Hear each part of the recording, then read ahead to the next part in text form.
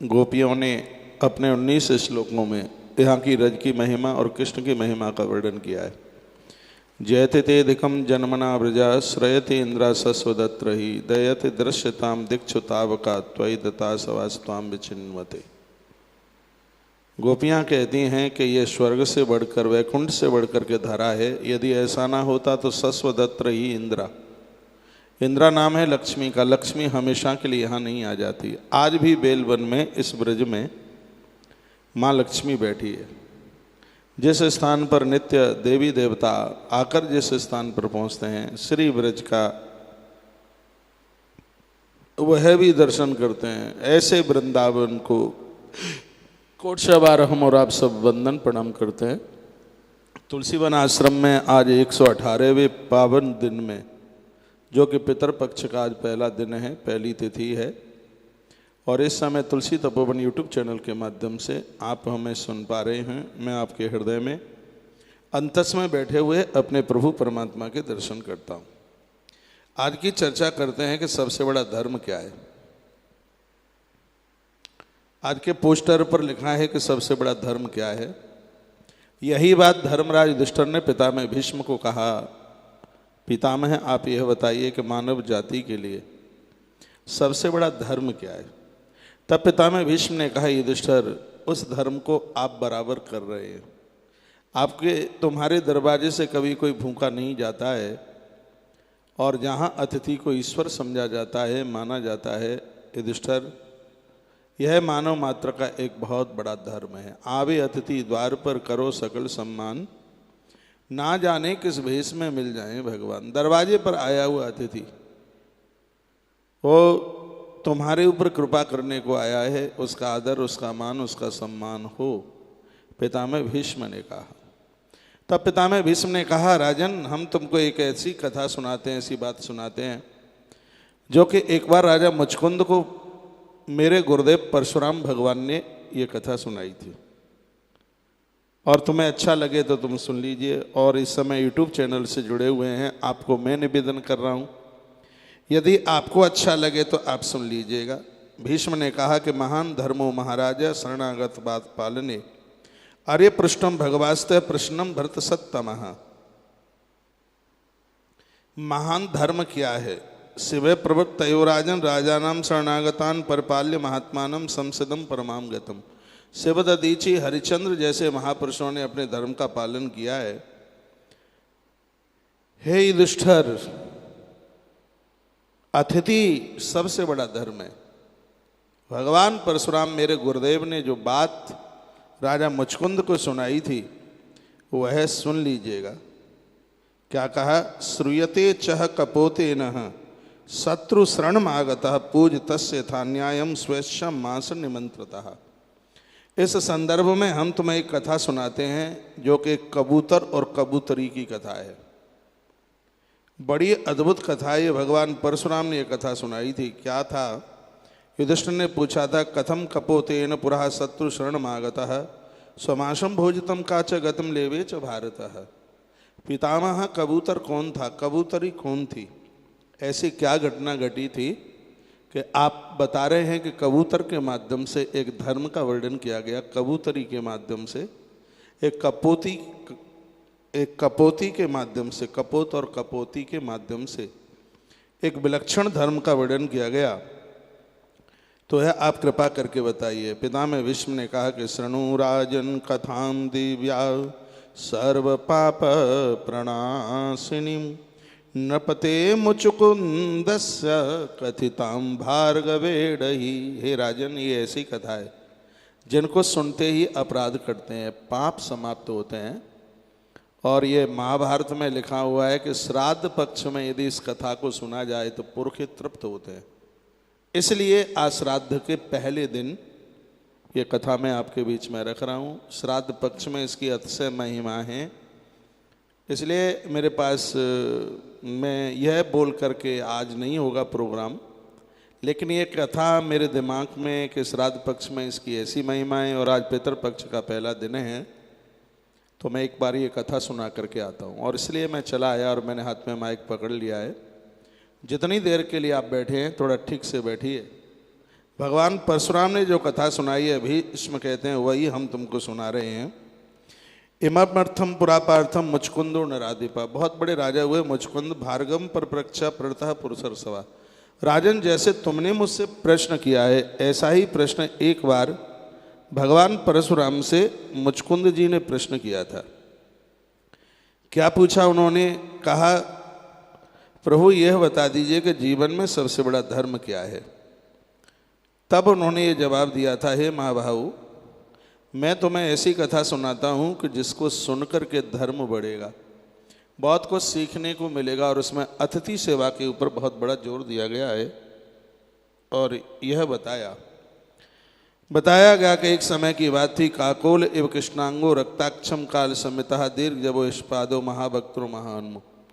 एक वन में एक बहेलिया रहता था। उसकी आंखें हर समय लाल रहती थी।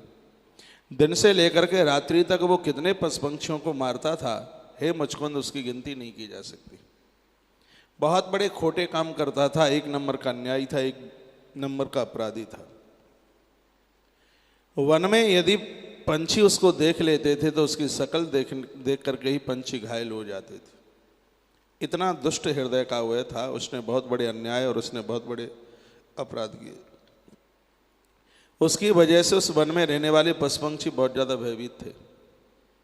एक दिन की बात थी। हुआ यह, एक कबूतरी एक कपोती एक वृक्ष की डाली पर बैठी हुई थी।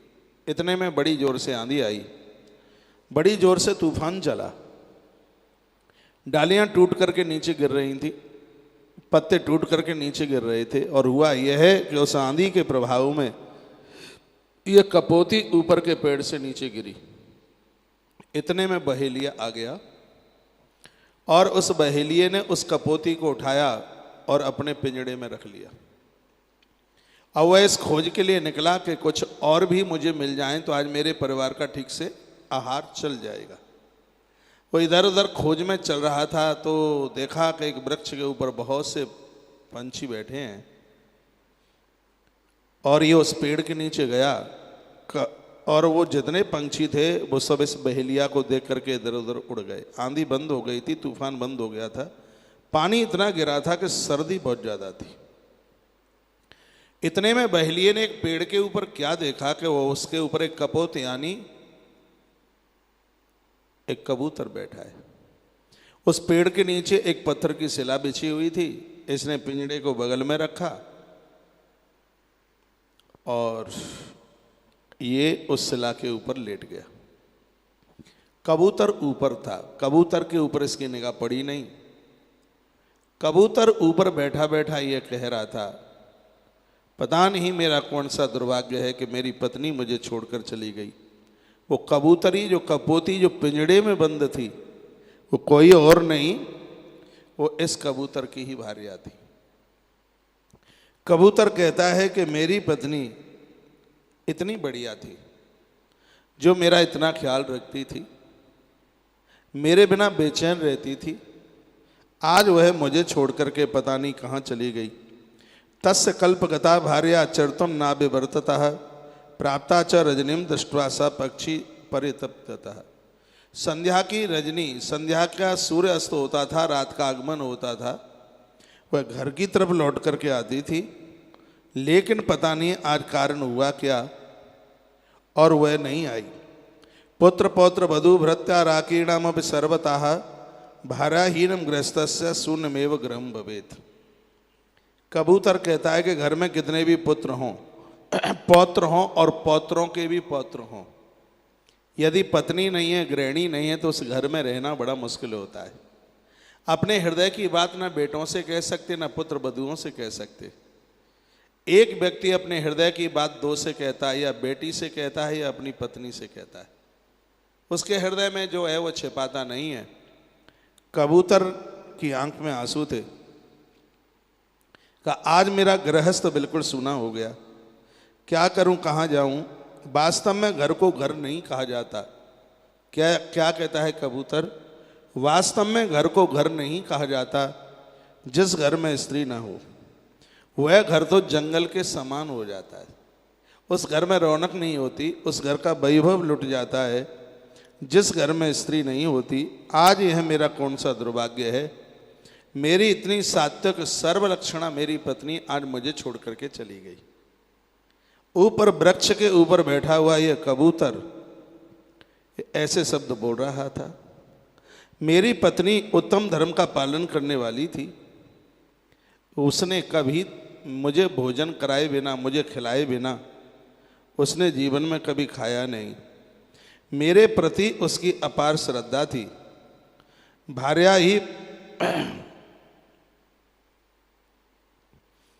भार्या ही परमो अर्थ पुरुषस्य परुत्पते असहास लोकेस्मिन लोक यात्रा सदायिनी। पुरुष लोग थोड़ा इस बात को सुन लें। भगवान परशुराम ने यह बात कही है और इसी बात को पितामह भीष्म धर्मराज युधिष्ठिर को समझा रहे हैं। और ये वो भीष्म समझा रहे हैं जिनको पत्नी नहीं है। पत्नी नहीं है भीष्म को, लेकिन वो स्त्री की मर्यादा जानते हैं, वो स्त्री की महिमा जानते हैं, वो स्त्री की गुणवत्ता जानते हैं। जो लोग नारी का आदर करना नहीं जानते, उनके लिए महाभारत में बड़ी सुंदर कथानक का वर्णन किया है और श्राद्ध परोपर इस कथा की बहुत बड़ी महिमा है। यदि मुझे बीच में थोड़ा सा मेरे मन में ये प्रसंग याद में आ जाएगा तो जो दोपहर में जो 11 बजे से 2 बजे तक कथा होती है, उस कथा के बीच में मैं इस प्रसंग को किसी न किसी दिन जरूर रखूँगा। वैसे मैं किसी बात को रिपीट नहीं करता, लेकिन श्राद्ध पक्ष में इसकी महिमा है, इसलिए कथा के बीच में गरुड़ पुराण की कथा में इस कथा को मैं रिपीट अवश्य में करूँगा। बड़ा सुंदर श्लोक है महाभारत का। भार्या ही परमो अर्थ पुरुषस्य पठ्यते। पुरुषों को समझना चाहिए कि पुरुष की प्रधान संपत्ति उसकी पत्नी है। सुबह लड़ते हैं, शाम तक कंप्रोमाइजन हो जाता है, समझौता हो जाता है। कभी पत्नी चुप रहती है तो पति बोलता है, कभी पति चुप रहता है तो पत्नी अपनी तरफ से बोलती है। इस लोक में जो असहाय है उसे भी लोक यात्रा में सहायता देने वाली सिर्फ और सिर्फ उसकी पत्नी है।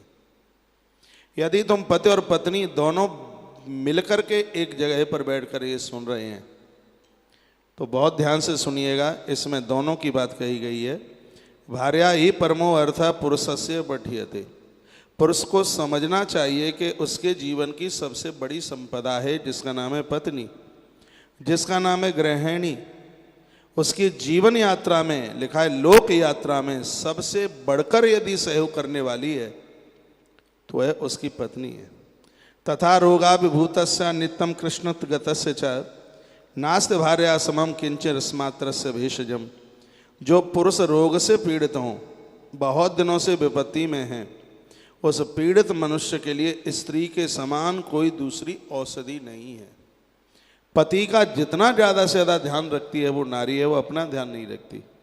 स्वयं बीमार हो जाए, गर्म पानी पी करके काम करती है, काम चलाती है।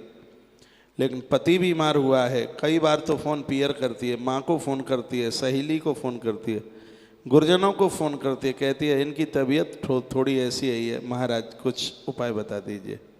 बहुत दिक्कत में है, बहुत भोले हैं, बहुत सीधे हैं, इतने सरल हैं, कोई इनके अंदर छल नहीं है, कपट नहीं है, घर के लोगों ने इनको कुछ भी नहीं दिया, फिर भी वो बड़े आनंद के साथ मेरा ध्यान रखते हुए, बच्चों का ध्यान रखते हुए ये गुजारा कर रहे हैं। माताएं इतनी प्रशंसा अपने पति की, अपने आदमी की करती हैं। इधर महाभारत में लिखा हुआ है, जिंदगी की यदि सबसे बड़ी औषधि है, औषधि एक अपनी तरफ काम करती है और गृहिणी एक तरफ काम करती है। तुम्हें दवाई लेने का ध्यान नहीं रहेगा, लेकिन वो मिनट नहीं चूकेगी। तुम लेने का मन नहीं करोगे तो भी जबरदस्ती से। आप लेते क्यों नहीं है? तुम्हें पता है आप औषधि नहीं लेंगे तो आप कैसे ठीक हो जाएंगे? पितामह भीष्म कहते हैं, युधिष्ठिर, नारी का बड़ा स्थान है, नारी के बिना तो बड़ा सुमसाम है।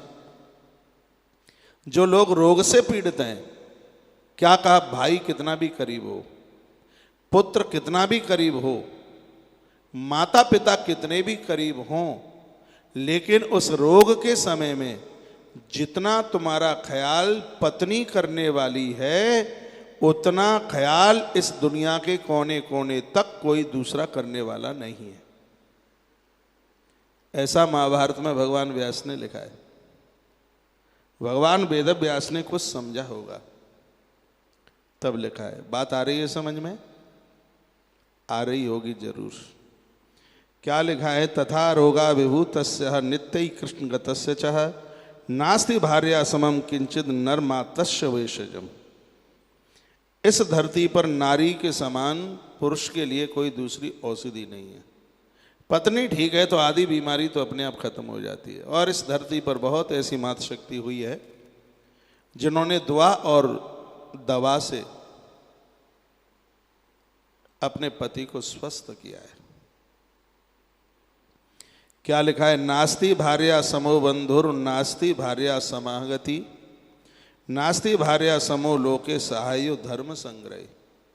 हमारे धर्मशास्त्र कहते हैं कि संसार में स्त्री के समान दूसरा बंधु बांधव नहीं है, स्त्री के समान कोई दूसरा आश्रय नहीं है, स्त्री के समान धर्म को इकट्ठा करने की कोई दूसरी विधा नहीं है। माताएं आपके द्वारा इतने धर्म कर्म कराती रहती हैं।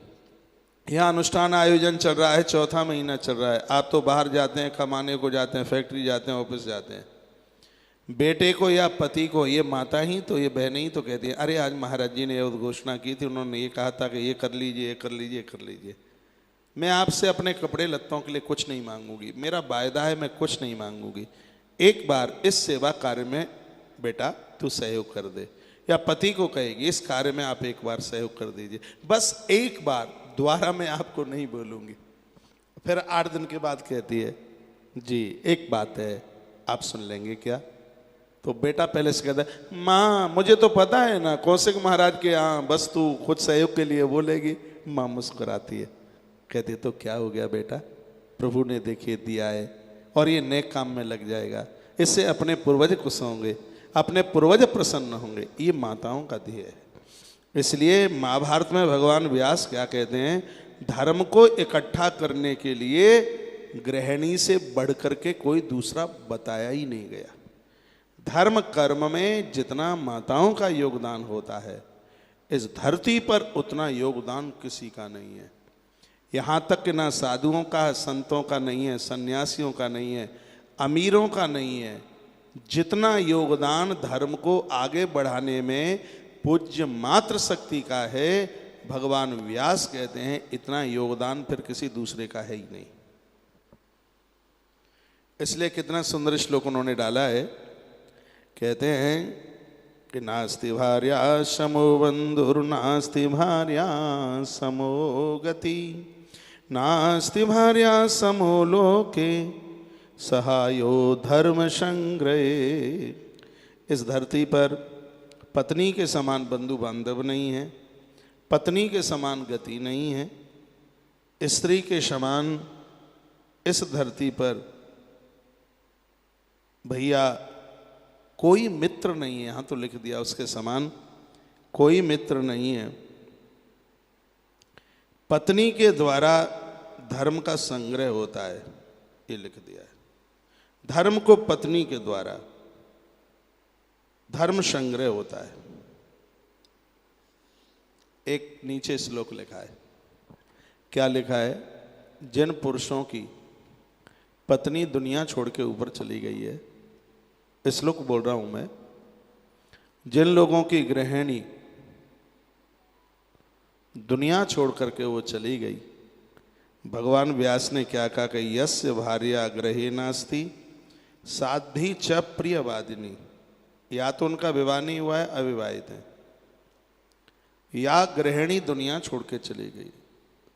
और आप जानते हैं अविवाहित लोग ज़्यादा से ज़्यादा महात्मा ही बनते हैं, बाबा बनते हैं, बैरागी बनते हैं, साधु बनते हैं। यहाँ लिखा हुआ है या तो जिनकी स्त्री दुनिया छोड़ के चली गई, या जो लोग अविवाहित हैं उनके पास स्त्री है ही नहीं। यस्य भार्या गृहे नास्ति साध्वी च प्रियवादिनी। या जिनकी स्त्री झगड़ालू है, कलह करती है, झगड़ा करती है, अतिथि का आदर मान सम्मान नहीं करती। भगवान व्यास कहते हैं अरण्यम तेन गंतव्यम। ऐसे व्यक्ति को शीघ्र ही वन की यात्रा कर लेनी चाहिए, घर में उसकी कोई जरूरत नहीं है। क्या करेगा वो घर में रह के? उसकी सबसे बड़ी जो संपदा है वो गृहिणी है। यदि वो लड़ती है, झगड़ती है, कुछ मानती नहीं है, कुछ समझती नहीं है, दुनिया छोड़ के चली गई, तो ऐसे पुरुष के लिए अरण्यम तेन गंतव्यम यथारण्यम तथा गृहम। तो ऐसे व्यक्ति को घर छोड़ करके वन में चला जाना चाहिए, क्योंकि उसके लिए जैसा घर है वैसा ही बने, अंतर क्या है उसमें। लेकिन हमारी इस बात को सुनकर बहुत लोगों का दिमाग यूं घूम गया होगा, जो इस समय सुन रहे होंगे, का कल ही छोड़ के चले जाएं क्या? ऐसे छोड़ के मन जाना विचारना। घर छोड़ने के बाद जो घर लौट के आता है, बपन की हुई उल्टी को चाटने खाने की तरह है। छोड़ दिया तो छोड़ दिया। फिर घर में अभी तुम्हारी जरूरत है, गृहिणी भले ही ना हो, तुम्हारी जरूरत है। अभी बच्चे लगे नहीं है अपने कार्य से, अभी बेटी विवाह के लिए और भी कुछ जिम्मेवारियां हैं, तो अपनी उस जिम्मेवारी को पहले पूरा कीजिए। नीचे के श्लोक में ये भी डाला है, सब जिम्मेवारियां पूरी हो गई हैं, अब इस घर को तुम्हारी जरूरत नहीं है, गृहिणी है नहीं, तो फिर अब तुम्हारे लिए घर और वन एक तरह से है। फिर अब कोई ऐसा रास्ता पकड़िए जहाँ अब आप कुछ पारमार्थिक काम कर सकें, वहाँ कोई धार्मिक कार्य कर सकें। और ये तमाम बातें कबूतर बोल रहा है। आश्चर्य की बात देखिए, पहले के हमारे यहाँ के जीव जंतु कितने होशियार थे। पहले तो तोता मैना भी वेद के मंत्र बोला करते थे, ग्रंथों में लिखा है। महात्मा मंडन मिश्र के यहाँ पाले गए तोते स्वस्ति वाचन पढ़ते थे, वेद के मंत्र पढ़ते थे। तो यह एक कबूतर बोल रहा है और बहेलिया नीचे पड़ा पड़ा सब सुन रहा था। पिंजरे में उसकी पत्नी कबूतरी भी सुन रही थी। ये पूरा का पूरा। भीष्म कहते हैं, एवं बिलपतश्च श्रुत्ता तु कर्णम बचः गृहीता शकुन देहना कपोती वाक्य ब्रवीत। कपोती यानी कबूतरी ने जब इन शब्दों को सुना, उसकी आंखें भर आईं, रो पड़ी। और कबूतरी ने एक बात कही है, क्या बोली? अहोतीव सौभाग्याया यस्या में दहिता पति। मेरी बहनें यदि मुझे सुन पा रही हों तो ठीक से सुन लीजिएगा। कबूतरी कहती है कि इस धरती पर उस नारी से बड़भाग्नी नहीं है कोई दूसरी, जिसके हृदय को पति ने जीत लिया है। पति जिसकी बड़ाई करता है, घर के सासू ससुर जिसकी बड़ाई करते हैं, प्रशंसा करते हैं, पति जिसकी प्रशंसा करता है, उस नारी के लिए इससे बड़ी संपदा नहीं है कोई, इससे बड़ी उसके लिए संपत्ति नहीं है, इससे बड़ा उसके लिए कोई सौभाग्य नहीं है। कबूतरी कहती है। कबूतरी की आंख में आंसू हैं, रो पड़ी है, रो रही है, मैं कितनी बड़भागिनी हूँ, मेरा कितना बड़ा सौभाग्य है, मैं अपने पति के मुख से और अपनी प्रशंसा सुन रही हूँ। नसा स्त्रीय मंतव्या यस्याम भर्ता न तोष्यति तुष्टे भर्तरि नारी नाम तुष्टासु सर्वदेवता। लिखाएं, उस स्त्री को स्त्री ही समझना चाहिए जिसके द्वारा परिवार के लोग संतुष्ट हैं, वही स्त्री है। जिसके द्वारा परिवार के लोग संतुष्ट हैं, कबूतरी कहती है वही स्त्री है जिसका पति उससे संतुष्ट है, जिसका पति उससे प्रसन्न है। पति के संतुष्ट रहने पर स्त्रियों पर संपूर्ण कृपा देवताओं की रहती है। महाभारत में ऐसा कबूतरी बोल रही है। सबसे बड़ा धर्म क्या है, आज का यह टॉपिक है। कथा भी बड़ी अद्भुत है, कबूतरी कहती है, और आज के समय में ये सुनने के लायक है। क्या कहा?